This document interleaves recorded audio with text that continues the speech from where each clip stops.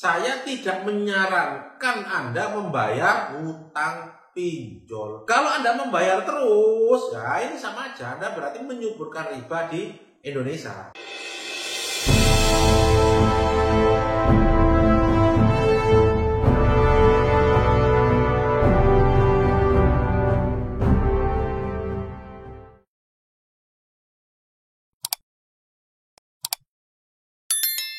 Masih dengan saya Ahmad Junaidi. Pada kesempatan kali ini saya akan menjawab pertanyaan dari teman-teman sekalian. Ya. Pak, kalau tidak bayar utang pinjol, bagaimana? Apakah tidak berdosa? Saya jawab ya, hutang itu prinsip dasarnya wajib dibayar. Ini wajib dibayar, itu prinsipnya. Tetapi kita lihat kontraktualnya. Hutang yang wajib dibayar itu kontraktualnya jelas. Jadi utang kepada siapa dan nilainya berapa. Setiap kelebihan hutang itu menjadi riba. Nah ini yang harus kita lihat. Itu teman-teman. Nah jadi kalau pertimbangan saya karena ini penjelasannya tentang konteks agama, religi, maka saya jawab secara religi. Kalau Anda membayar utang pinjol, ya utang pinjol, di mana Anda hutang 1 juta, Anda terima 700.000, kemudian Anda mengembalikan jadi 1.100.000. Nah ini bunganya ini jadi riba. Setiap kelebihan dari yang Anda pinjam itu menjadi riba. Kalau pertimbangan saya tidak menyarankan Anda membayar hutang pinjol, kartu kredit, KTA. Tidak membayar itu bukan berarti tidak membayar langsung, tetapi tidak sekarang dan tidak segitu.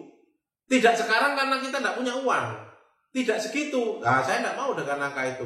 Yang saya pinjam hanya 700, maka saya akan membalikan sebesar 700. Itu Bapak Ibu sekalian. Nah, yang jadi masalah kira-kira perusahaan pinjolnya mau atau enggak itu. Kalau mau, oke. Kalau enggak mau, dia maunya misalkan jadi 1.200.000, 1.500.000 atau 2 juta. Nah itu yang saya tidak sepakat. Kalau mereka tidak mau, ya sudah. Uang Anda masukkan aja ke kotak anak yatim, ke kotak masjid. Bismillah, kalau Anda punya uang loh ya. Bismillah, saya niatin untuk membayar pinjol, duit setan, duit iblis, masukkan. Itu seperti itu. Dengan komitmen, sampaikan kepada Anda yang beragama Islam, sampaikan, ya Allah, saya tidak mau bayar di angka itu. Karena apa? Saya tidak ingin menyuburkan riba di Indonesia. Kalau saya bayar kepada aplikasinya, saya berarti turut serta menyuburkan riba di Indonesia.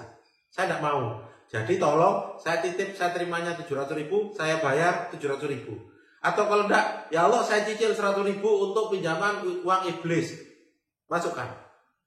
Itu pertimbangan saya. Kalau Anda membayar terus, ya ini sama aja. Anda berarti menyuburkan riba di Indonesia, gitu ya. Jadi yang penting adalah niatan Anda untuk membayar hutang. Itu jangan sampai hilang. Jangan sampai hilang. Dan jangan goyah. Kenapa? Karena ada satu hadis, kalau Anda niat untuk membayar hutang, maka Allah akan memberikan malaikat yang bantu Anda untuk membayar hutang itu. Contoh nih, kita punya utang 1 juta, kita niatin untuk bayar. Ternyata Allah kasih rezeki kita untuk bayar. Ya Allah tak niatin kalau uang ini cair, kalau dapat uang dari sini saya niatin untuk bayar utang. Wah, tetapi kalah sama kebutuhan. Akhirnya apa? Ketika dapat uang, waduh, ternyata mau tak pakai. Waduh, ini waktunya beli bedak nih. Jangan. Itu masalah. Karena Allah bisa jadi tidak bantu lagi. Jadi kalau Anda niatkan untuk bayar utang, saya yakin dan seyakin-yakinnya pasti ada dikasih jalan sama Allah. Sama Tuhan, Anda pasti dibukakan jalan. Itu prinsip saya. Jadi, kalau bagi saya pribadi, saya tidak sepakat ketika Anda membayar utang pinjol, membayar utang kartu kredit, membayar utang KTA. Itu seperti itu. Tetapi dengan beberapa pertimbangan. Contoh nih tak kasih juga. Kartu kredit misalkan. Saya punya kartu kredit limit 10 juta gitu ya. Tak pakai semua, habis. Saya udah terima 10 juta. Nah, ketika Anda punya kartu kredit 10 juta, nego. Nah ini prinsipnya negonya kartu kredit. Semakin lama Anda macet, maka diskonnya semakin besar. Jadi diskonnya semakin besar ketika ada utang 10 juta, ternyata Anda nego, ternyata bisa dilunasi hanya dengan 3 juta. Oh, sah. Maka sah. Jadi perjanjiannya utang Anda lunas dengan nilai 3 juta. Karena apa? Terjadi kesepakatan. Kalau dalam hukum Islam itu antarodin minkum. Jadi kesepakatan para pihak di situ. Ya. Jadi dengan 3 juta, utang yang 10 juta tadi lunas. Nah, itu oke. Saya oke kalau seperti itu. Nah, kemudian perlu kita garis bawahi lagi, kenapa kok kita harus membayar? Satu, dapat diskon banyak. Yang kedua, karena kita membutuhkan mungkin BI checking, gitu ya. Karena kita mau pinjam lagi ke dalam BI checking. Nah, silakan Anda lunasi. Tapi kalau Anda punya uang dengan prinsip tidak sekarang dan tidak segitu, itu prinsipnya. Sama dengan KTA. KTA itu hampir sama dengan kartu kredit. Jadi semakin panjang, semakin lama Anda macet, maka diskonnya semakin besar. Itu prinsipnya. Prinsip dari KTA maupun kartu kredit. Pinjaman online bagaimana Pak? Sama. Semakin Anda macet lama, maka pinjaman Anda pelunasannya semakin ringan. Itu prinsipnya teman-teman sekalian. Jadi bukan berarti saya tidak mengajarkan orang untuk tidak bayar hutang. Tidak bayar hutang itu prinsipnya tidak sekarang dan tidak segitu.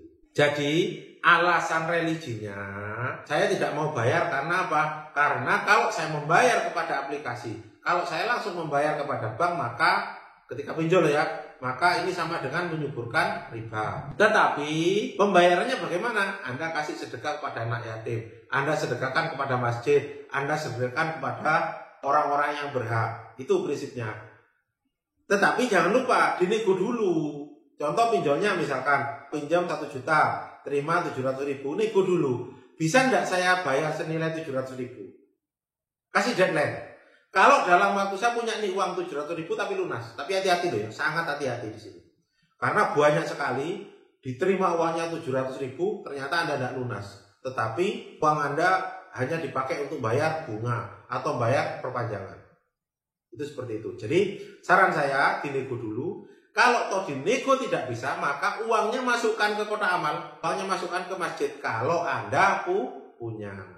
Itu prinsipnya. Kemudian yang kedua, kalau toh terkait dengan konsep hukum Indonesianya, hukum positif, hukum yang berlaku, nah habitnya biasanya semakin lama Anda terlambat, maka biasanya diskonnya semakin besar. Sehingga mungkin mendasar itu Anda bisa untuk menyelesaikan. Tetapi ingat, sekali lagi, jangan sampai dicicil. Ya, jangan sampai dicicil. Karena kalau dicicil, contoh nih, Anda cicilan pakai program cicilan 1 tahun. Bayar dari 1 juta, 100.000, 100.000, 100.000, 100.000, jangan. Lebih baik Anda kumpulin uangnya, cash and carry. Karena cut loss-nya, cut loss itu potongannya itu lebih besar.